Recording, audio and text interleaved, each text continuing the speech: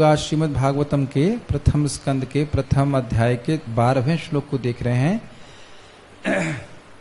शौनकादि ऋषि ने 6 प्रश्न किए थे, उसमें से यह है तीसरा प्रश्न है। पहला प्रश्न था सभी सर्वश्रेष्ठ श्रेय क्या है, सबसे अच्छा श्रेय क्या है और उसको प्राप्त कराने वाला सर्वश्रेष्ठ साधन क्या है और आसानी से होना चाहिए। और दूसरा प्रश्न ये था कि सारे शास्त्रों का सार क्या है जिसके द्वारा आत्मा संतुष्ट हो जाए। तो अब यह तीसरा प्रश्न है और उसको जरा देखिए क्या बोल रहे हैं। सूत जानासि भद्रम ते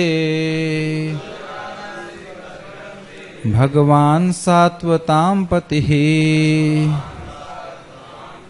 देवक्यां वसुदेवस्यो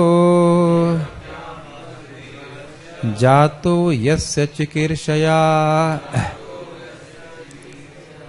तो शब्दों के अर्थ को देखते हैं। सूत जानासी, हे सूत गोस्वामी आप जानते हैं, भद्रम ते अर्थात आपका कल्याण हो।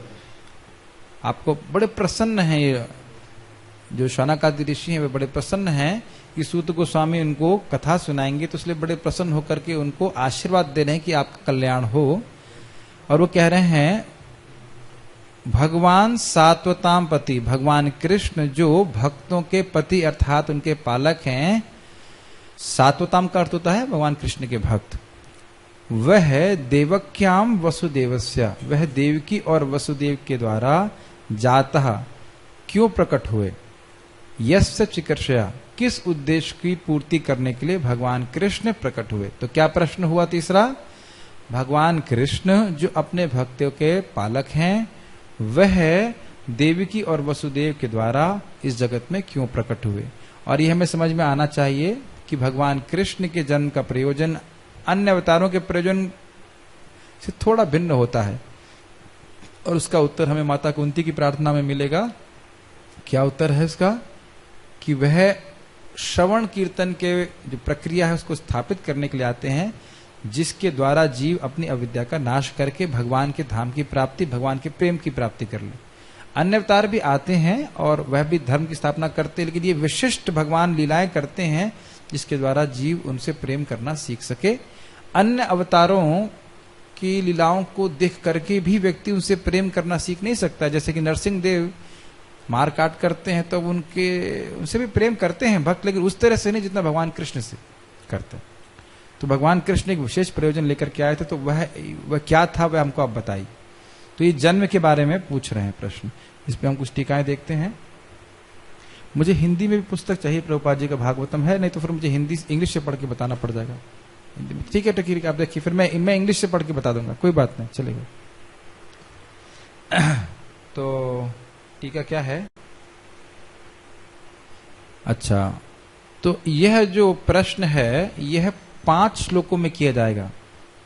मतलब प्रश्न तो यहां कर दिया, अब ये प्रश्न क्यों कर रहे हैं, भगवान कृष्ण के बारे में क्यों जानना चाहते हैं, यह आगे 5 श्लोकों में वर्णन किया जाएगा कि भगवान के बारे में जानने से क्या लाभ होता है, उसके वर्णन आगे किया जाएगा। यहां प्रश्न कर रहे हैं भद्रम ते का महत्व क्या है, इसके द्वारा वह अपनी उत्सुकता दिखा रहे हैं और वह सूत गोस्वामी को आशीर्वाद दे रहे हैं क्योंकि वह उससे बहुत प्रसन्न है।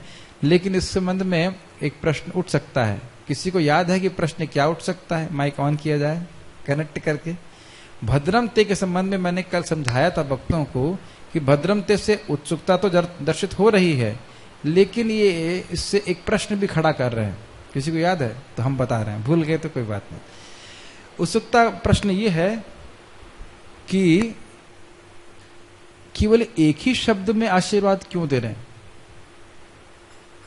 एक ही शब्द बोल रहे हैं भद्रम ते, एक ही शब्द क्यों बोल रहे हैं? आशीर्वाद देने के लिए लंबी चौड़ी होता है। जैसे मैं एक बार बिहार में कहीं हम लोग को बुलाया गया था, किसी वो तो गेस्ट होते हैं ना, प्राइज देने के लिए बुलाते हैं, तो वह कम से कम 1 घंटे तक गुरु ब्रह्मा, गुरु विष्णु, गुरु जी को बोलने ही नहीं दिया, गुरु जी का गुणगान ही चल रहा है। तो इस प्रकार से चरण धुलवा रहा है, ये कर रहे हैं वो कर रहे हैं। और जब मैं कुछ भगवान के बारे में बोल रहा था तो उसको नेग्लेक्ट कर दिया। वो गुरु का मतलब समझते गुरु जी वो जो मैथमेटिक्स पढ़ाते हैं बढ़िया से, वही ब्रह्मा जी हैं। मतलब जो मैथमेटिक्स पढ़ा रहा है वही ब्रह्मा जी हैं, वही विष्णु हैं, वही सब हैं, ऐसा उन लोगों की धारणा है। तो खैर मैथमेटिक्स पढ़ाने वाले को गुरु नहीं कहा जाता।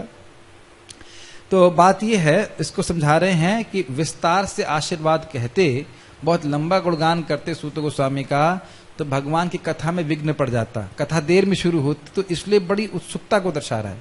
देखिए भद्रनम ते, आपका भद्र हो, आपका मंगल हो, उनकी उत्सुकता को दिखा रहा है, मतलब कृष्ण कथा सुनने की बहुत उत्सुकता है उनकी। तो मंगल तो चाह रहे हैं कि सूत गोस्वामी जी का मंगल हो, लेकिन वह ये भी चाह रहे हैं कि बहुत लंबे में नहीं बता रहे, और कह रहे हैं कारण क्या है, कह रहे हैं स हानिस्तन महच्छिद्रम स मोह सच विभ्रम यन मुहूर्त क्षणम वापि वासुदेवम न चिंतित। बहुत सुंदर टीका में बता रहे हैं कि एक क्षण के लिए भी अगर भगवान वासुदेव का चिंतन रुक गया तो वह सबसे बड़ा मोह है, सबसे बड़ी हानि है, सबसे बड़ा छिद्र अर्थात सबसे बड़ा दोष है। इस संबंध में महाप्रभु की उक्ति याद है किसी को? मैंने कल क्या बताया था, महाप्रभु को से कोई व्यक्ति कहता है कि अगर कोई एक क्षण के लिए भी कृष्ण का स्मरण करता है तो उसका बड़ा मंगल है, तो महाप्रभु से घुमा देते हैं, कहते हैं नहीं, एक क्षण के लिए भी कृष्ण का विस्मरण कर देता है तो उसकी बहुत बड़ी हानि है। तो उसी बात को बोल रहे हैं कि लंबी कथा, कहते हैं इंग्लिश में कहते हैं cutting the long story short, लंबी कहानी को छोटा कर दे रहे हैं। तो छोटे शब्द में ही भद्रम तय कह करके उनको आशीर्वाद दे रहे हैं कि आपको आशीर्वाद मिल गया, आप कृष्ण कथा चालू कीजिए। मैं कल उदाहरण दे रहा था कि जब भक्त बड़े भूखे होते हैं तो महाप्रसादे भी जल्दी जल्दी बोलते हैं, तो इससे क्या होता है अर्थ? इसका अर्थ यह है कि प्रसाद खाने की उत्सुकता बहुत अधिक है, और एकादशी में बड़े खुश हो जाते हैं क्योंकि पूरा महाप्रसाद नहीं बोलना होता है और भूख कस के लगी होती है, तो महाप्रसाद गोविंदे बोल करके जय श्री कृष्ण चैतन्य और उसका प्रसाद खाना चालू कर देते हैं। तो इसी प्रकार से हरि कथा सुनने की बहुत उत्सुकता है, इसलिए भद्रम ते बोल करके उनको आशीर्वाद भी दे दिया, कहा कृष्ण कथा चालू कीजिए, कृष्ण कथा चालू कीजिए। देखिए हम लोग कल्पना नहीं कर सकते हैं, मैं थोड़ा समझाना चाहता हूं आपको। जैसे आप कहीं जल्दी पहुंचना चाहते हैं, हाँ जल्दी पहुंचना है आपको, तब गाड़ी में तेल तो भरना है, तो गाड़ी में तेल कम हो गया तो पेट्रोल पंप पे जाके सो जाते हैं कि हम लोग आराम से जल्दी जल्दी भरो, मुझे जल्दी आगे पहुंचना है, समझ रहे हैं? उसी प्रकार से हम लोगों को जब भगवत कथा में रुचि हो जाती है तो जो खाना पीना है ना उसको जल्दी जल्दी कर लेते हैं। आपको याद होगा महाराज कथा में बता रहे थे एक बार कि खाना पीना जल्दी जल्दी होता है, बल्कि वह एक प्रकार का व्यवधान लगता है, शरीर को सुलाना है, शरीर को खिलाना है, ये सब आप देख सकते हैं। आगे भी परीक्षित महाराज कहते हैं आप ही मत सोचिए सुखदेव गोस्वामी की ये प्यास और भूख है ये मुझे डिस्टर्ब कर रही है, आप कथा सुनाते जाइए। तो यह भी एक प्रकार का एक शरीर है, इसकी वजह से ये एक मतलब निरंतरता में एक बाधा पड़ती है। तो इतनी उत्सुकता होती है हरि कथा सुनने के लिए कि वह कुछ एक मुहूर्त को भी वेस्ट नहीं करना चाहते। देखिए बद्धात्मा इस प्रकार की उत्सुकता को अनुभव नहीं कर सकता है, लेकिन आगे पढ़ेंगे जब 4 कुमारों को पृथु महाराज देखते हैं तो वहां उदाहरण दिया जाता है जैसे बद्ध आत्मा की इंद्रियां भोगों में भागती हैं, ऐसे प्रसन्न हो गए। भोगों को देख करके जैसे बद्ध आत्मा बड़ा प्रसन्न हो जाता है, ऐसे पृथु महाराज 4 कुमारों को देख के प्रसन्न हो गए। और आपको ये भी याद है पृथु महाराज क्या कहते हैं, मुझे हजारों करोड़ों कान दीजिए ताकि मैं हरि कथा सुन सकूं। तो यह स्थिति है कानों की उत्सुकता को दर्शाता है, जिसको हृदय में प्रेम है भगवान के बारे में सुनने में। तो इसी प्रकार से हम देख रहे हैं कि यहाँ पे इनकी बड़ी उत्सुकता है, तो शॉर्ट में आशीर्वाद देकर के कथा को चालू करना चाहते हैं। उसके बाद वो कह रहे हैं भगवान के बारे में। भगवान का अर्थ आप जानते हो, भगवान का मतलब जो 6 ऐश्वर्य से युक्त हो।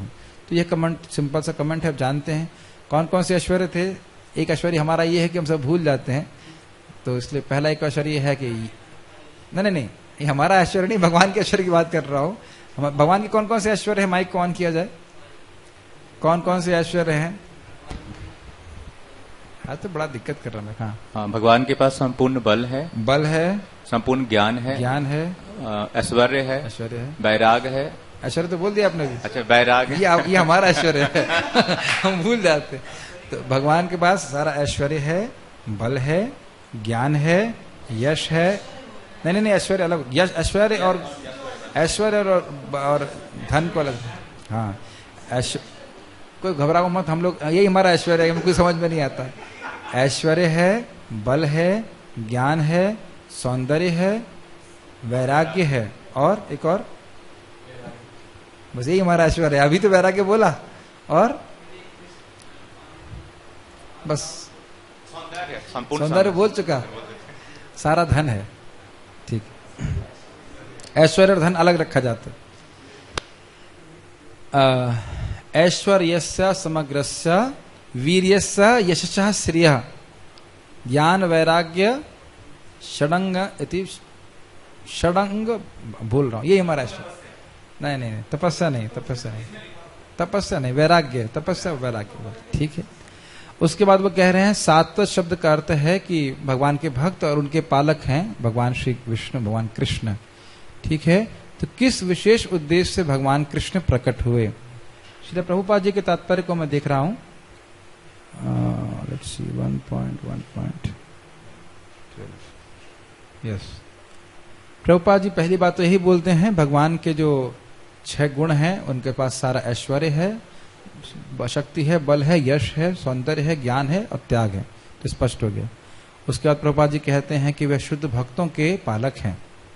सेम कमेंट, बहुत अच्छी बात प्रभुपाद। दूसरा कहते हैं कि भगवान सभी के प्रति बराबर हैं, लेकिन अपने भक्तों से विशेष प्रेम करते हैं, क्योंकि भगवान के भक्त भी भगवान से बड़े प्रेम करते हैं। सत का अर्थ प्रभुपाद बता रहे हैं परम सत्य, और उनकी सेवा करने वालों को सात्वत कहा जाता है। इसलिए कुछ में एक्सप्लेन नहीं करना है, सीधे स्वामी जी की टीका को प्रभुपाद फॉलो कर रहे हैं। तो भगवान अपने भक्तों को रक्षा करते हैं, इसलिए उनको सात्वत पति कहा जाता है। और भद्र शब्द से उनकी उत्सुकता दिखा जा रही है। तो एकदम स्पष्ट है, इसमें कुछ मुझे समझाना नहीं है, ठीक है। अगला श्लोक देखें।